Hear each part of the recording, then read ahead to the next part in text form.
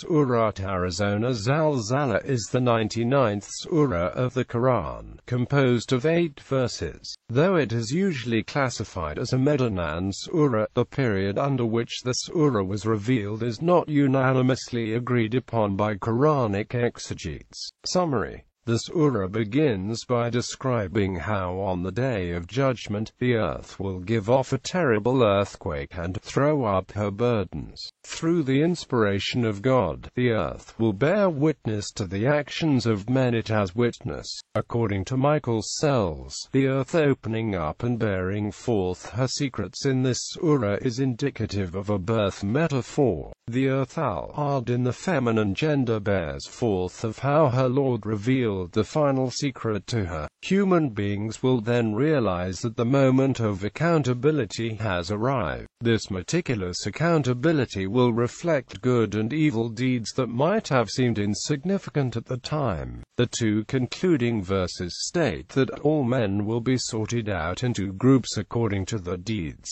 and they will see the consequence of everything they have done, every atom's weight of good or evil. That day mankind will issue forth in scattered groups to be shown the deeds. And whoso doeth good an atom's weight will see it then, and whoso doeth ill an atom's weight will see it then. Period of revelation. Whether or not it was revealed at Makkah or Medina is disputed. Ibn Mas'ud, Atta, Jabir, and Mujahid say that it is a Makki surah, and a statement of Ibn Abbas also supports this view. On the contrary, Qatada and Muqatil say that it is Madani, and another statement of Ibn Abbas also has been cited in support of this view. That it is a Madani surah is reasoned from a tradition from Hadrat Abu Sa'id Khudri, which Ibn Abi Haytham has related from him. He says, when the verse man ya'mal mithqala daratan khairan yara wa man ya'mal mithqala daratan sharran yara was revealed, I said, O Messenger of Allah, shall I really see my deeds? The Holy Messenger replied in the affirmative. I submitted, and every major sin? He replied yes. I said, and the minor sins too? He replied yes. Thereupon I exclaimed that I would then be ruined.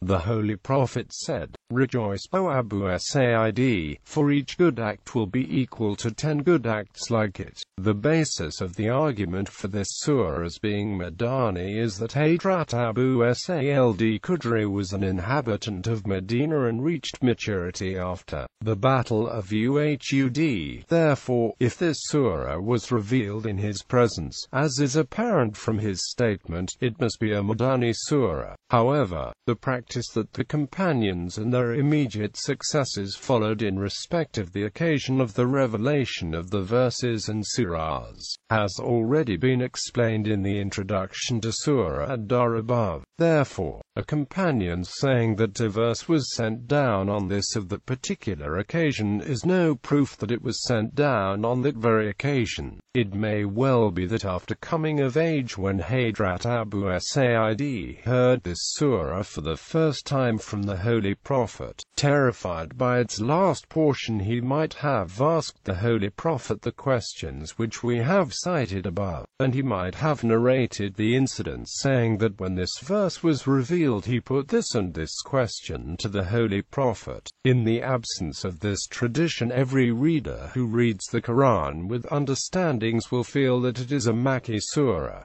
More than that, from its theme and style he would feel that it must have been sent down in the earlier stage at Makkah, when the fundamental principles and beliefs of Islam were being presented before the people in a concise but highly effective way.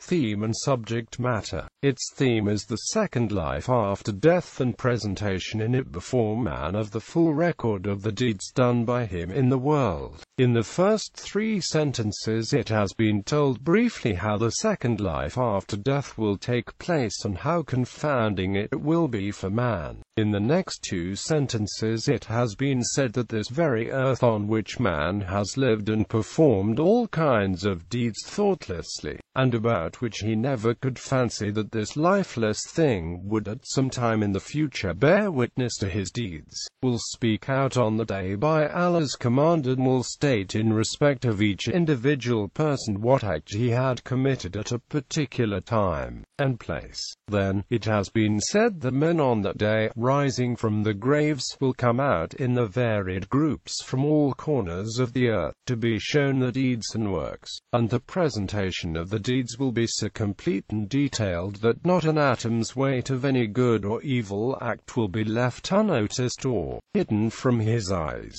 Tafsir. Allah informs us about what will happen on the day of rising, when the earth is violently shaken, convulsing and rocking with its quake, flattening all buildings and edifices. The mountains crumble and fall and the hills are flattened. The earth's surface becomes like a barren, level plain on which you see neither dip nor gradient, and the earth disgorges its burdens, the deceased and treasures lying within her, and man cries, when he sees the terror that has stricken it, exclaiming, "What is wrong with it?